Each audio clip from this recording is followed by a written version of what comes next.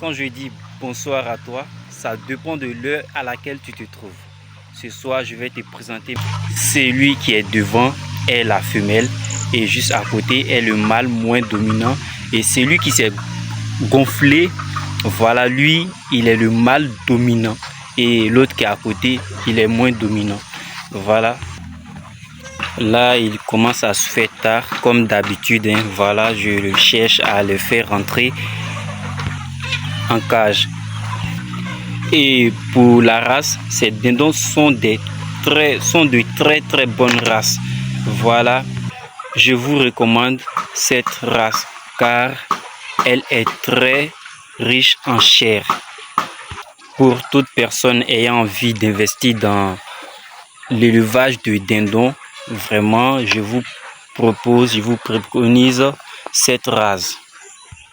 Alors, je vais vous parler de comportement de tout un chacun de mes dindons.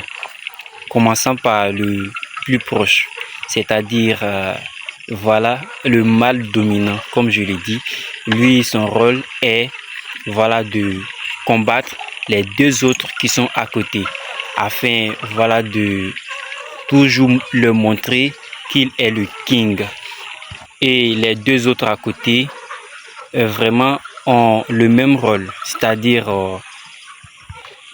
réduire l'ennui et puis voilà, contribuer à la consommation de l'aliment et puis protéger aussi la femelle du roi. Voilà, que toujours la femelle est à l'écart, toujours elle est isolée. Là, voilà, jusqu'au fin fond là-bas. Elle ne gère pas les maris. Voilà, lui qui est intéressé, il approche. Il approche vu qu'ils sont déjà à maturité sexuelle.